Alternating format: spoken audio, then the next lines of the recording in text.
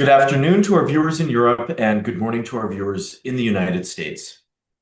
My name is Steve Sokol. I'm the president of the American Council on Germany, and I'd like to thank you for joining us for this timely discussion titled Making Europe Great Again, Transatlantic Alliances of the New Right. As the political tides shift on both sides of the Atlantic, a new constellation of right-wing parties and movements is reshaping the debate about democracy, sovereignty, and even national identity. These actors increasingly appear to draw inspiration from each other, borrowing rhetoric, digital strategies, and sometimes even policy agendas. This raises important questions about democratic resilience and the future of the transatlantic partnership. I'm delighted to be joined by Juliane Schäuble. She is U.S. correspondent for Die Zeit and co-author of a book titled Die Allianz der Neuen Rechten, the Alliance of the New Right. And her book was researched earlier this year and published in September, so well before all the news and all the developments that I'm sure that we'll get into. Juliane has closely followed these movements from Washington and also across Europe, and today she'll help us understand how these networks operate, what's driving their appeal, and also what their rise means for Europe, the United States, and the democratic order. Juliane, herzlich willkommen. It's always great to see you. So nice to see you, Steve. So, Juliane, let's start by sort of framing our conversation with a couple of maybe more fundamental questions. I'd like to ask you maybe to define what you mean by the new right as sort of a starting point, but also it would be wonderful if you could share with us what prompted you and your co-author Annett Meiritz to write the book when you did. Yeah, I'm very happy to be here and to talk about our book. We try to do this as often as possible, and with Steve, it's always a pleasure. And welcome to everybody. I'm trying my best here without Annett to explain what we did. So I think the new right is, when you want to define it, it's kind of like a loose network alliance with shared ideologies and the willingness of spreading this ideology, like to make it mainstream, to get to push it in the center of the debate quite successfully these days. We have the impression. So it's not really. It's sometimes it's hard to, and you see when you read the book, sometimes we say like ultra conservatives or conservative or right wing or right extremists, and there are nuances, and it's not always the same. And all these networks and all these movements have different forms in different countries. That's but they still have this overall, as I said, willingness to push very, very similar agendas in different countries and on both sides of the Atlantic. So what we saw when Trump came to power was really interesting because we had seen this reluctance of mainstream politicians from Germany to engage with the MAGA movement. Sometimes understandably, because there wasn't really an outreach from their side, but it was a reluctance, maybe the hope that the Joe Biden-Kamala Harris ticket, or then Kamala Harris would win again. But then suddenly we saw numbers of AfD politicians showing up here at the inauguration. We saw them visiting Mar-a-Lago. We saw connections that sometimes were obvious and sometimes were more hidden. And we thought, well, that's interesting. And we really got this feeling when we went to CPAC in February that there is a real active network going on between German Americans, between Hungarians, Polish politicians, and they were all from the right, and they were really thrilled and fired up by Trump's re-elections, and they really, really all wanted to profit from that and had hoped and hope that this will profit their cause. And of course, the new media, the influencers, the Steve Bannons of this world, they try to bring these actors together. They know to each other, they get to know each other, they get connected and introduced, and that's a very active and, as we see in the last couple of days, a very productive alliances that we see. So it's fascinating, right? And I want to maybe drill down on a couple of things that you said. You said that the movements that you've observed in different countries, but also within those countries, is nuanced. It's not all the same, right? I mean, there are the ultra conservatives, the conservatives, the right wing, the populist movements. And yet there seems to be a little bit of a common agenda or a similar agenda. And so, yeah, I think it would be really interesting to hear from you whether this is something that you see as being a coordinated political project almost, or is it better understood as different groups having a shared mindset that um, is emerging simultaneously in different national contexts? I think the latter. Is it happening in parallel or is it happening sort of together, I guess, is a better way of expressing that. I would say this did not start in this year, of course. So you had these shared ideologies, and they knew of each other, but it kind of really was the re-election of Trump really seemed to like multiplied these kind of networks. It was really seen as something, if he can do this, if he can do such a comeback in a country like the US, and maybe they help us doing the same. We can learn from him. We can learn from the approach. It helps us doing this together. And before, like in the last years, the AfD did not really get high level meetings in the DC bubble area, and that has changed. We know from companies who are now asking advisors to introduce them to these kind of players, because you just have to calculate with them getting more and more power. It is always different in Germany than it is, for example, in Italy or in Austria or in Hungary, because we have our history in Germany as a stark reminder.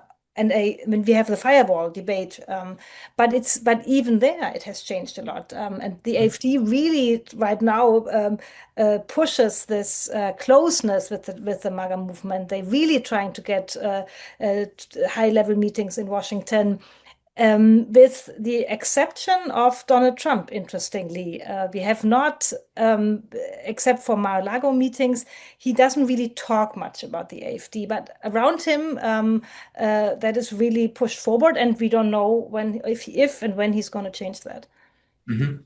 Um, I mean, you're right. I mean, we heard, of course, from the vice president at the Munich Security Conference at the beginning of the year in February, and there definitely seemed to be sort of a nod to the AfD a week before the German election in that context. But you're absolutely right. The president himself, Donald Trump, does not seem to be talking very much about the AfD.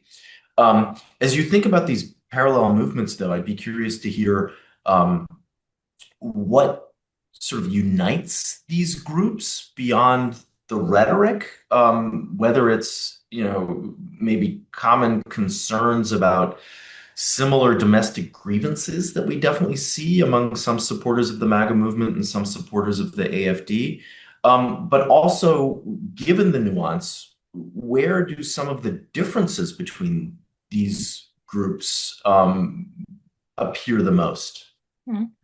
I mean, the most important topics, of course, are anti-elite, anti-globalism, anti-migration, this fear that nationalism has been pushed sideways and needs to be restored. We need strong nations and not some multinational entities like the European Union or even the United Nations. You have the free speech debate that has always been different between the Anglo-Saxon countries and Germany because of our history. But now the AfD seems to pick up on the part that the Americans have played. So everything should be, there should be no hate speech laws, except when it comes against your own shortenances of being able to talk about. So you have these kind of things, but of course you also have, when it comes to economic interests, to tariffs, suddenly you come into problems when the right-wing parties movements are in a governing position. The AfD is the opposition, so they can say and do whatever they want because it has no real consequences. But if you look at a country where like Hungary, where a right-wing prime minister is in power, he will always try to he will be unhappy if the Americans hit them with tariffs. So he will try to use his informal and formal channels to make that go away. But that is something economic interest between national entities is a competition per se. You also have, especially with the AfD, a very pro-Russian stand for a long time. They were they were anti-American for a long time, and so they're now trying to do both. Yeah, a little bit like Viktor Orban is doing in Hungary too. While in Italy, Giorgia Meloni is clearly pro-Ukrainian and wants against Russia more. So you have these differences, but they seem to look on the benefits and what unites them, and not concentrate so much on what differentiates them. And that's maybe also their strengths, maybe better than on the progressive sides, where you talk about your differences much more. I was planning to ask you this a little bit later in our conversation, but since you brought up sort of the pro-Russian nature of the AfD and yet this sort of flirtation with America, we just received a viewer question, and it's as I said, a question that I wanted to ask you a little bit later. But one of our viewers says that traditionally the far right and specifically the AfD has been anti-American. Would you say that the AfD has shifted its view, or are only parts of that far right movement interested in cooperation? And I guess my question would be, do you see different factions within the AfD that continue to be pro-Russian or pro-American? Definitely. And I mean, even in the MAGA movement, you see how many different factions there are. You have and then you have the tech oligarchs doing that too. So I would say the AfD is pro-MAGA. So as long as the MAGA movement is in power, that's their what they want of America. They probably say we like country music as much as you do, and things like that. They would be more critical in other fields, and also one distinction for a long time was the religious levels of the movements. But while it is very strong, the Christian right is a very strong movement of the right in the US. It wasn't as strong, or it isn't as strong in Germany, for example, even though we have seen, and that's also one of our chapters in the book, that also there is a very conservative Catholicism that connects with American right-wing Christians as well, and seeks to get strength from that alliance too. So I would say how they treat their pro-Russian people in the AfD is very interesting to watch right now. So some of them, when it comes to taking money from Kreml close sources, and they're trying to push them out. I think they want to have this overall appearance. We aren't too close to Russia, but when you really look down and go into the details, you see how strong the connections are. And that is a problem. It is not a problem with some people in the American government, because they also are very proud of very close connections to Russia these days. So that has changed a lot. Well, it has changed a lot, but I mean, I'm thinking back right to the origin of the AfD, 2017. It was largely a anti-Euro currency, anti-EU, anti-America, anti-NATO party. Russia didn't seem to play that much of a role. And yet, in more recent years, we've seen more of a focus on Russia, partly because of the AfD's origin story in the eastern states. But of course, the AfD is not just an Eastern party anymore. It's one that is everywhere in all of Germany, and one has to look at it that way. And so it's no wonder that some of these differences are to be seen within the party. Hmm. No, no, definitely, yeah. Our conversation today comes on the heels of the release of the new U.S. national security strategy, but also um, on the heels of a visit by members of the AfD to New York and Washington. And I'd like to maybe, take each of those in turn because they're related but different, but extremely current. And I guess starting by looking at the national security strategy, in it, the US administration vowed to boost what it described as, quote, patriotic European parties, end quote, to the detriment of the European Union. As you looked at the national security strategy, as I'm sure you did in your role as Die Zeit's correspondent here in the US, what surprised you, particularly in this context of looking at far-right movements and how they're aligning and connected? I mean, it is always different. We talked about it yesterday in another thing. It's always different when you see it and when you read it in such a like on 30 pages. It is not new, and that's one of the point. It is just super clear, and it sometimes seems a little bit made with the help of AI. This document, interestingly, so it is this what we had in like in a more fringe position, in a more like parts of this movement, this we are fearing that Europe is civilization is getting lost, and mass migration, and that this is now the mainstream. This comes directly out of the White House, if not from Trump, but very close to Trump, probably, as we know from JD Vance's office and people around him. So that they so openly do it now. Maybe that's the biggest surprise, that they write it down. And this is something.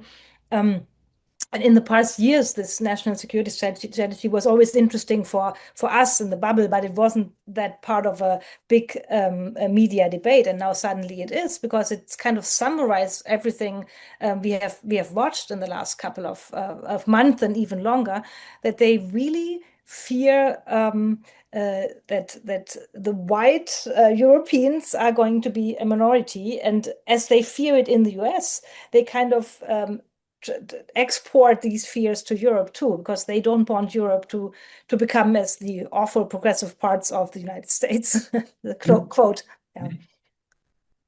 You just brought up this term of civilizational erasure, right? Which is one of the terms that's referred to in the national security strategy, and that's a good segue. I mean, I think many of our viewers will have followed that the far right AfD politician Markus Frohnmayer was in the U.S. He was both in New York, where he was an honored guest at an annual gala of the New York Young Republicans. But then he was also in Washington, D.C., and among other things, he met with U.S. Undersecretary of State Sarah Rogers. And it was reported that the two of them talked about the national security strategy, and that the messages of the U.S. administration, or the tenet, or the theory of the US administration, that Europe faces civilizational erasure due to the loss of national identity and migration, is a message that certainly resonates with the AfD. Can you talk a little bit about your takeaways in Washington from that meeting and from other meetings? I mean, it's also they plan a next meeting in Berlin now, so it's one of the first steps, and it's apparently going faster and faster. That's really what is fascinating to watch without judging. It's just it's really really speeding up this. they concentrate, especially in the meetings in Washington, but also the prize phone Maya got. It really they concentrated on the free speech debate. They kind of argue that what happens to the AfD in Germany, that they when they say something, they get sued and they have to pay fines, and it's hate speech, and it's out of like things you don't say in Germany when you, for example, deny the Holocaust or things like that. You don't have that in the US, as we all know. But they kind of try to put it on the same level as what under the former administration has been done against Donald Trump, the judicial prosecution, the witch hunt, as he calls it, and that's kind of where they connect because they both feel like victims. The mainstream, the elite parties try to keep us out of power, so now we are trying to get into power and to become the mainstream. And apparently, that's something that the American MAGA movement really finds interesting with the AfD.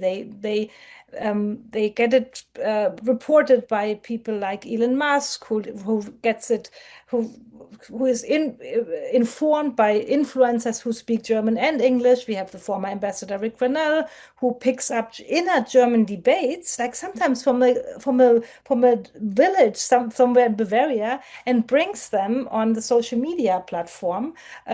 On the topic, and he picks them up, and they say, "You see, there's no free speech anymore in Germany, and there's no democracy anymore." And then suddenly it's a national issue, or an international transatlantic issue.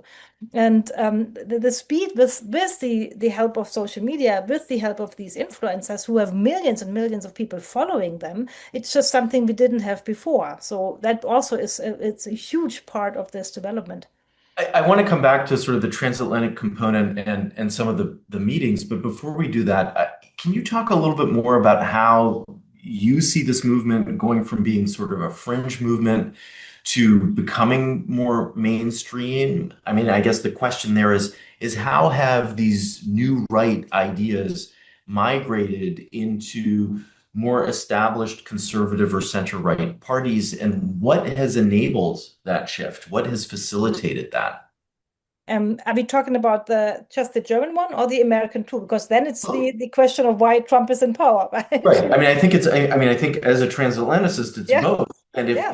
the narrative is the same for Germany and the US, share that. But I do think that there too, we'll see that there are some nuances and some differences. I mean, the nuances and the similarities are clearly these disappointments that come with globalizations, Mhm. that globalization, not plural, that we see regions in if it's here around Detroit, or if it's in Germany, the Ruhrgebiet, or the former GDR, that they feel abandoned, they feel overlooked, they feel not heard. The changes of modern societies and the debates we have in our bubbles, media bubbles, and in the capitals, that they don't know what we are talking about. They don't want to talk about five genders. They want to talk about how do I get a job? How can my kid support the amount of wealth that I had? So this whole fear of, or this whole disappointment with the economic development is a huge part. This, we call it enttäuschtes Wohlstandsversprechen. Disappointed wealth promise. I don't know Yeah, in English. or the disappointment of the promise of prosperity, right? Exactly. Or right. So when we look back into the 80s, 90s, when globalization really picked up speed, political speeches were always like, look at all the chances, look at all these possibilities, and the trade with China, and so on. And then suddenly you notice, oh, well, China makes cheaper cars, China makes cheaper this, everything is produced there. Even MAGA heads are produced in China very often. Mhm. So this is one part. This is like this pushing back of parts of the globalization, and the inability of mainstream parties to talk about that, the inability in this country to talk about problems that came with an increase of migration in a very short time. And we had the same in Germany. 2015 is the date. We had when it was good to say we can manage, but what Chancellor Merkel said, but many people had this question. So, but what does that actually mean? How are we going to manage? How is this going to be in 10 years if there are still so many people are wanting to come? How are we dealing with migration and integration? Or you talk about the rising costs of money, which is Mhm. probably going to be the defining issue in the next years in this country too. Life has become expensive. I'm really surprised when I go back to Berlin, how quickly life has become more expensive in Berlin. Apartment prices have gone on. My Mhm. glass of wine has doubled.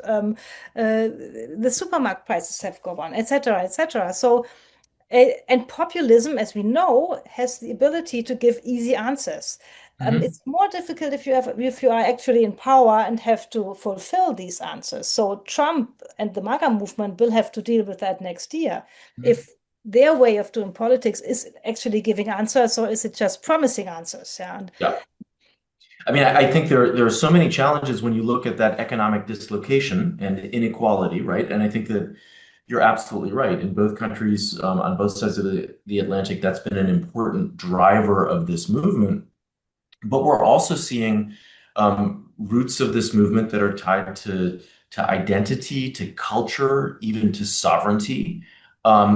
Is it fair to say that one of these factors is more important than the others, or is it just a combination of all of these things happening at the same time that have motivated and mobilized different sets of the population to support hmm. this ideology and these ideals? I mean, I think in Germany and in Europe, it really is not easy to understand, maybe especially for people who have lived under another dictatorship for 40 years in the eastern part of Germany, to give up to give up sovereignty to the European Union, to Brussels, and don't really understand what your own government is actually doing. So they blame their own governments, but they don't see that maybe it's not even in their power to make these decisions anymore. Mhm. We have talked a lot about climate, the challenges of climate change and how to deal with it. And that is not an issue you can actually deal with nationally, but of course the national parties want to deal with it, and Mhm. they get blamed for rising prices. But maybe in the European Union, you have find a compromise on dealing with it, and then the politicians have to explain it to their voters. So I think this is a stronger issue. I don't think many Americans have this feeling of losing sovereignty because they are such a big power. They are a superpower. They have the biggest military and so on. Mhm. But that is an issue in Germany that people feel that we have given up too much, maybe. Mhm. That's was the original driver of the AfD, but it's still there. I think it's still this feeling of Brussels takes over too much power uh, is still a strong Mhm. I mean, of driver. course, you and Annette were researching this book in the first half of the year, and as you said a little bit earlier, that what we're seeing unfolding right now is nothing new. But your book came out at a very timely moment. Thinking back, in November, there was a Trump advisor, Alex Bruzewitz, who was in Berlin and he met with AfD leaders, and after that, he talked about the common cause that the MAGA movement in the US has with the AfD. We're now seeing that underscored after the visit by some state representatives and federal Bundestag members to the US. As you said, there are plans for a visit to Berlin. Are these sort of tangible examples of what you saw developing when you and Annette sat down to write your book? Yeah, it was developing, but it was much on a lower level.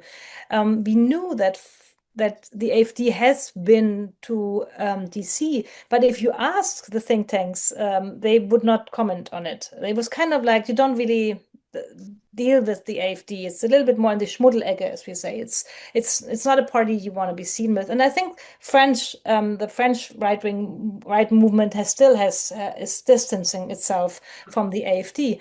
But that has changed when they were suddenly um, f felt like somebody who did not criticize Trump all the time. So Mhm. there is a kind of a revenge feeling, I think, in the Trump orbit that Europeans and German politicians have looked down on him, have kind of actively maybe not helped the Democrats, but spoken out in favor of them. We were so proud of the friendship of Olaf Scholz and Joe Biden that maybe there were neglectances in trying to reach out to the other party that might win the election. So when you feel overlooked again, and that is something that they see with the AfD too, that they say, well, they should be held out of power as they tried to do with us as well. Mm-hmm. There are a couple of questions that have come in that kind of tie into this too. I mean, one of our viewers is curious whether you have any thoughts on why the anti-EU position of the AfD could be useful to people like Elon Musk and Peter Thiel, who are supportive of Vice President J.D. Vance. Because the EU is trying to regulate big tech companies, for example, over free speech, over companies that get too big, monopolies, and so on. So if you weaken the European Union, and if you can pressure them with the power of a White House, when you do this, when you're trying to find our American companies, we are going to find you back on a totally different level. And since the Trump administration seems to mingle up everything, so terrorists show up in almost all aspects of international politics, you just come up with another threat on another level to try to deregulate, try to stop regulation on an international level. I think that's a very, very clear line from A to B. Another viewer is wondering whether the tariffs of the Trump administration are turning Germans off, particularly those who are in the political right, and whether the ones on the political right, on the extreme movements, particularly the AfD, are just seduced by MAGA and by the MAGA movement, even though there's a downside to the tariff regime that exists at the moment. I think so. And I think the tariffs are hurting Americans too. I mean, the prices are rising here and will rise when products are becoming more expensive because it will be passed on to the consumers. I think the AfD parliamentarians who travel now, they are so happy to be received on this level because they feel when they are in Germany and they take an elevator in the Bundestag, people step out of the elevator. They don't want to be seen with you. They are not invited. They have to be now in public television, talk shows, but it's always a debate. So, and here it's just mainstream. And you suddenly feel like you are not alone. You have people who think like you, and you can say that openly. You can openly say, I don't want migration. I want all foreigners out, or if this is in the US or if this is in Europe. And you're not you're not afraid that this will put you out of your political campaign. The opposite. You think that's suddenly a winning issue.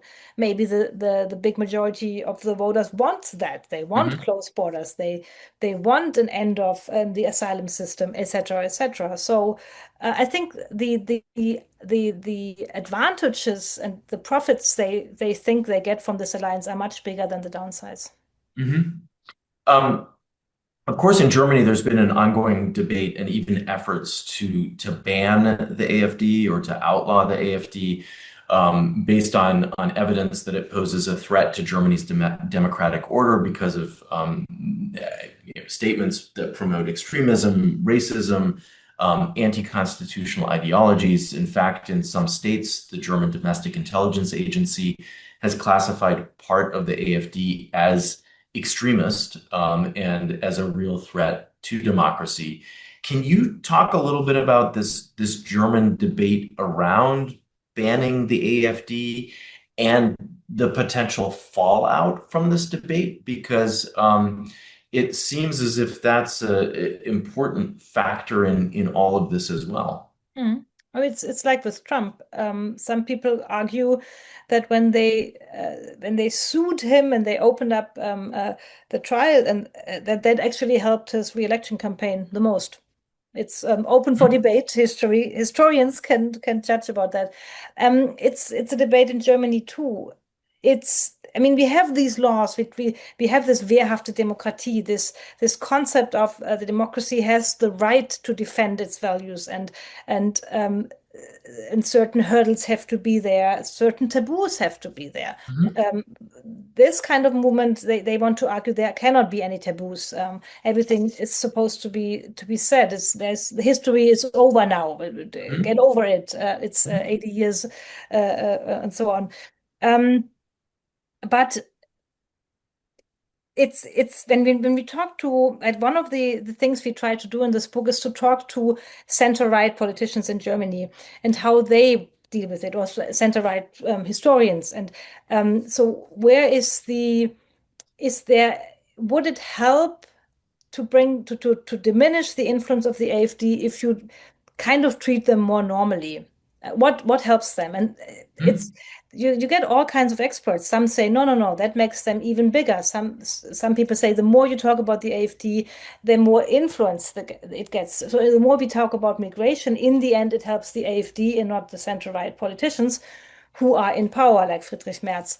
Mario Vogt, governor of Thüringen, has said us, you know, that the time frame, the time window of uh, taking them into a coalition because they are the strongest party now in polls.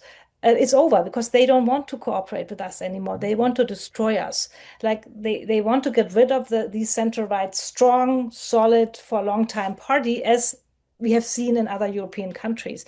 So they have no interest in becoming normalized.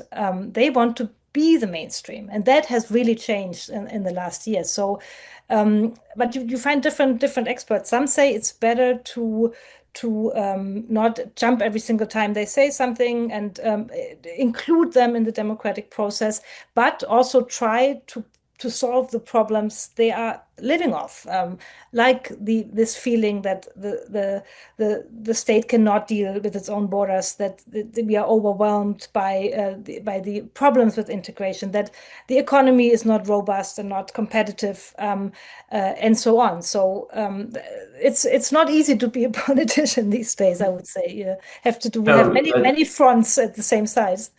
that's absolutely true. There's a lot, I mean, there's a lot domestically, not to mention the whole foreign policy arena, which we could have a completely separate conversation about, of course.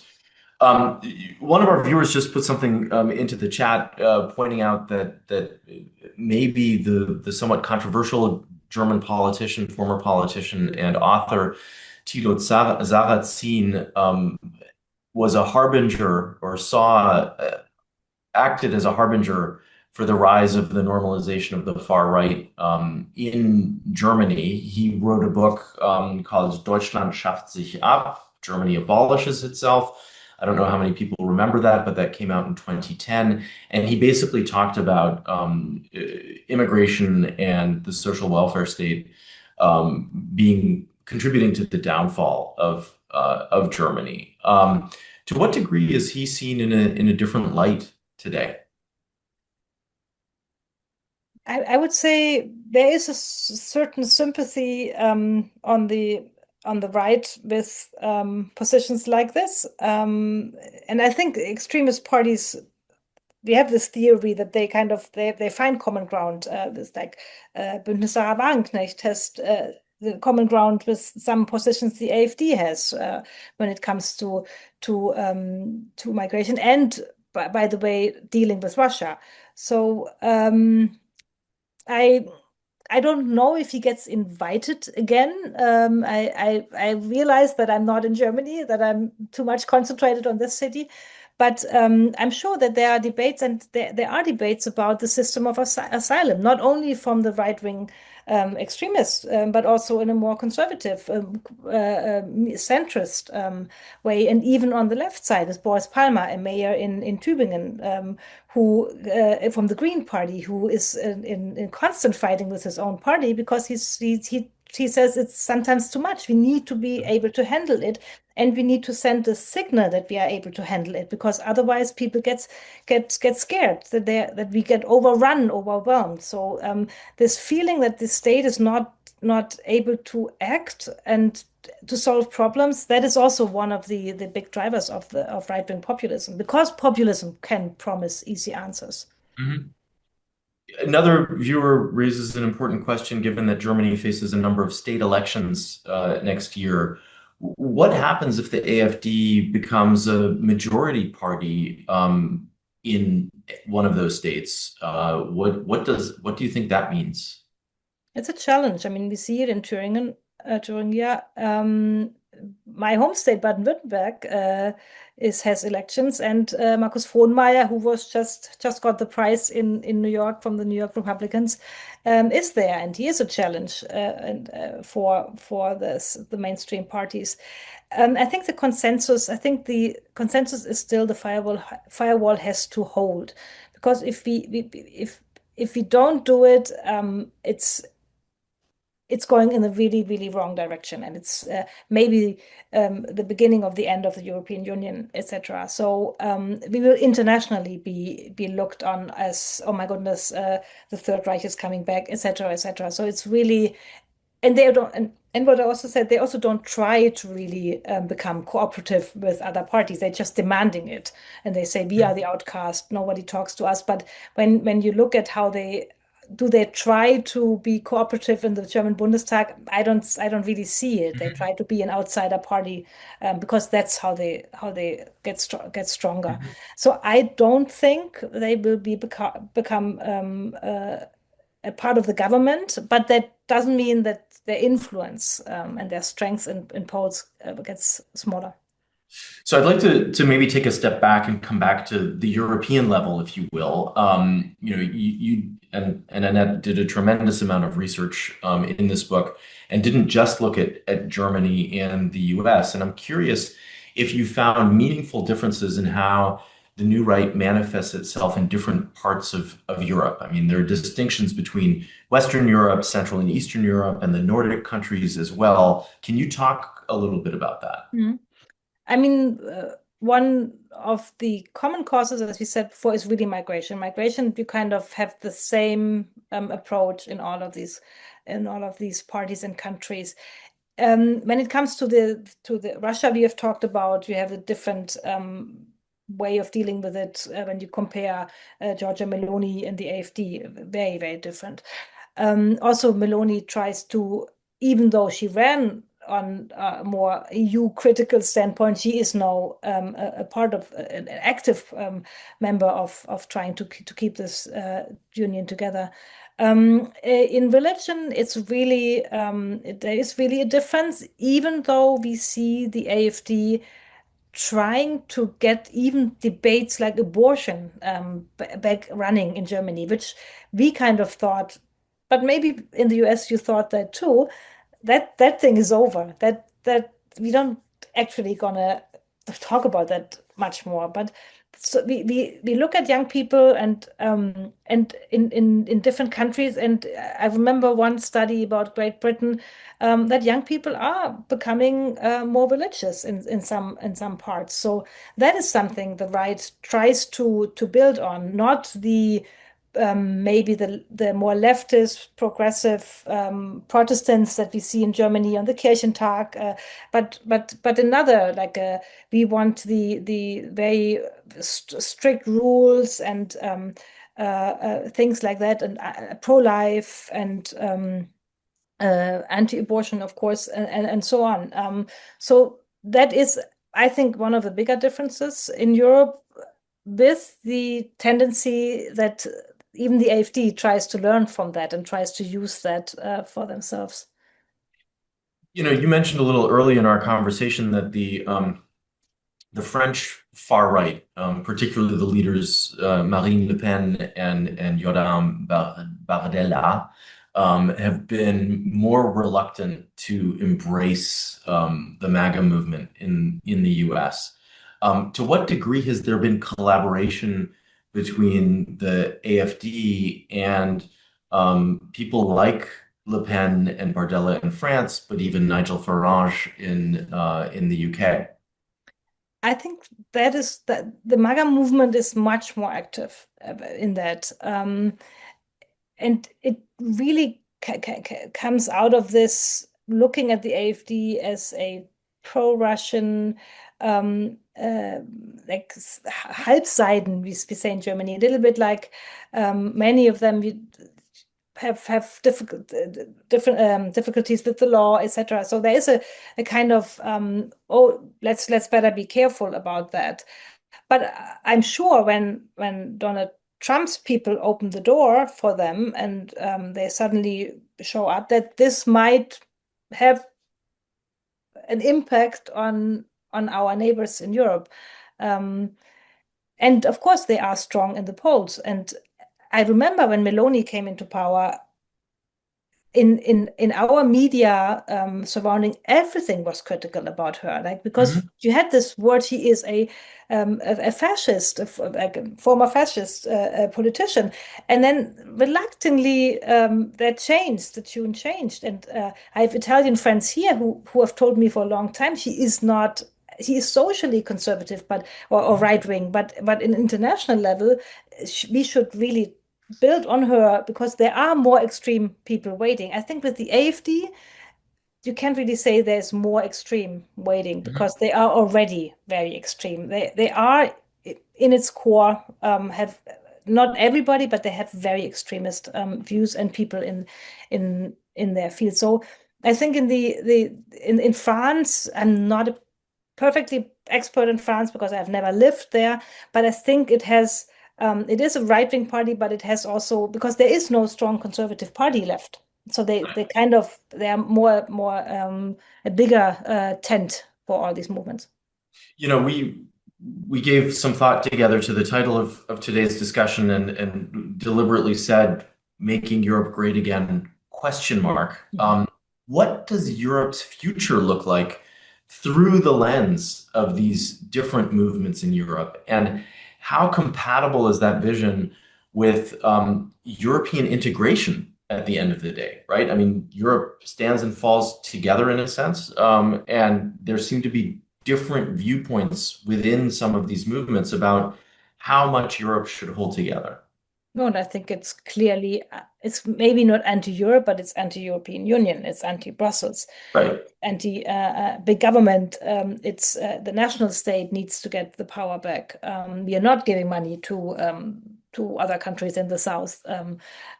So we can also talk, like, that's also one of the roots, the whole debate in Germany about we as the successful country have to give money to the ones who cannot deal with money, like all these kind of talk also influenced the rise of the AfD. I think if they would come to power, and I think that's what the MAGA movement, at least parts of it, hope is a weakening of European structures, maybe even the destruction of the European Union. Because if Germany doesn't believe in this project anymore, or France, like some of the bigger countries, that is going to be a problem with the structure of the European Union. And it's really, I think, the first time since its creation that the threat is really, really big. And the especially with the threat and the challenge that coming from Russia, when we don't have a common answer to that, it's going to be difficult to deal with it. And then maybe people just think we try to close our borders, however that's going to work in Germany. I don't really see it, and deal with the problems ourselves. I mean, Juliana, I have to wonder, how does one make European great again by weakening Europe, even if one's trying to strengthen individual nation states? Me too. I don't believe it's. I don't believe it's. How do they reconcile that in their heads and in their strategy? I would say the AfD would rather say make Germany great again. And maybe they don't want to say that because then they called Nazis. But I mean, they make a transatlantic alliance of people who think like us, who have the values we have, Christianity and moral standards and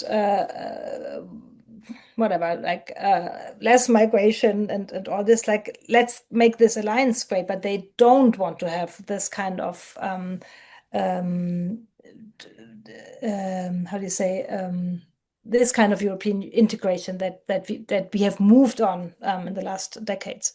I think they want to, especially when it comes to Finanzausgleich, to like passing money over, or having a European government tell us where our soldiers have to go. That's something the right-wing movement doesn't want to do. Maybe, but not only the right-wing movement, by the way.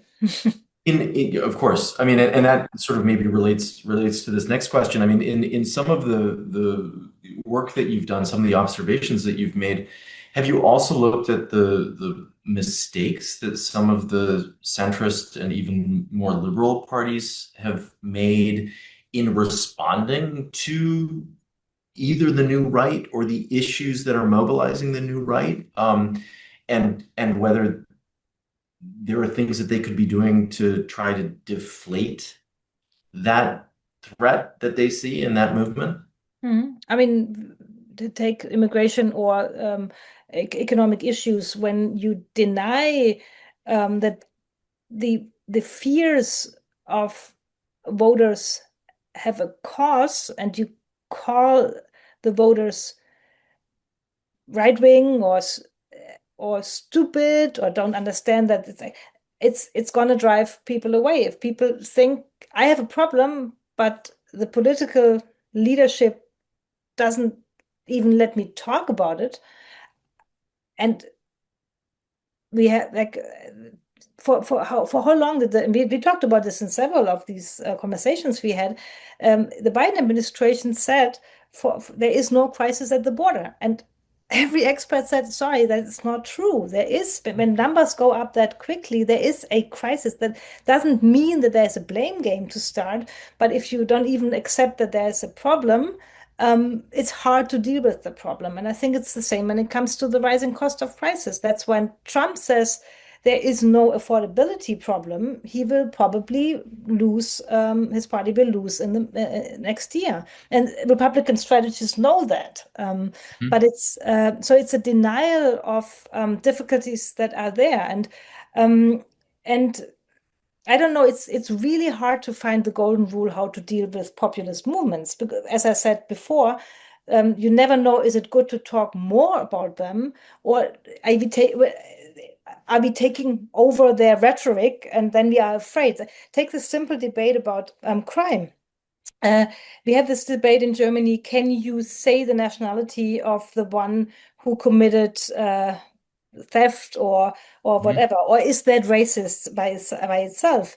Is racial profiling racist? And so you have all these debates, and political correctness tries to maybe sometimes tries to like make it so perfect that in the end it's not gonna work out. Or sometimes you have the feeling that it's more important to have a cabinet that is so politically correct and every minority is represented, that you forget the overall picture you want to send, that you want to have the right people dealing with it, no matter if it's a woman or man. And I am a woman. I'm happy that we have feminism and that we promote women, but maybe talk a little bit less about making everything equal and talk more about finding our strengths wherever they are. And I think that's also one of the problems. When we didn't even talk about all the cultural debates and culture wars we had. And Yeah, and I do think that the cultural piece is incredibly important. As we wrap up here, I guess as you look to the future, if these movements continue to gain influence on both sides of the Atlantic, what do you think the most important and consequential issues are that are facing Europe and the United States, both in terms of safeguarding democratic institutions, but also in defining and shaping the future of the transatlantic partnership? You talked a little about immigration, you talked about the economy, then there's the whole cultural side of things. What do you think the key issues are that one should be watching, and where this will play out?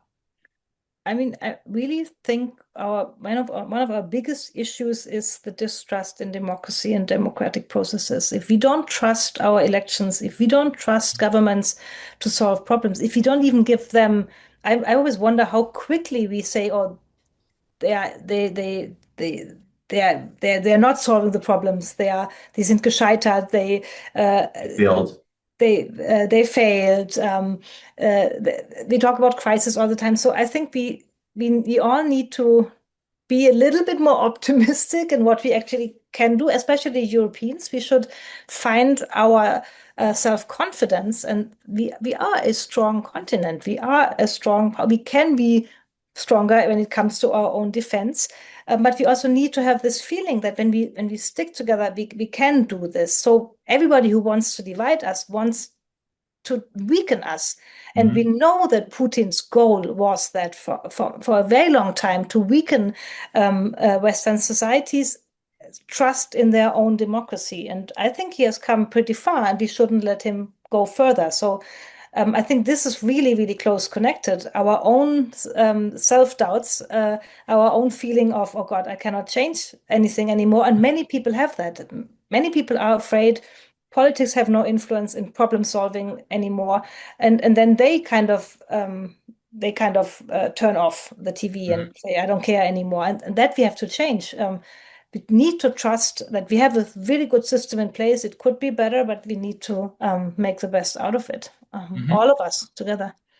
Well, Juliana, I know that this has been, this is a big topic and a heavy topic, but I think those last few sentences from you sort of give a call to action, and that we need to work against the distrust in democratic institutions and practices. And that's something that requires civil society to really engage and be involved with.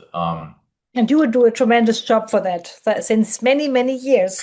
Well, Juliana, thank you, but I think it is a shared responsibility, and it's important to point these things out as you and Annett have in your work as journalists as well. It's important to have the finger on the pulse and the finger on the issue, and really educate and inform the public writ large. So I want to thank you for taking the time to have this conversation with us. I want to thank you for all the work that you do day in and day out to give Germans particularly a better understanding of what's going on here in the US. And I look forward to connecting with you in the new year. We will do. Happy holidays almost. Yes, for you as well. Alles Gute und eine schöne Adventszeit noch. Euch auch.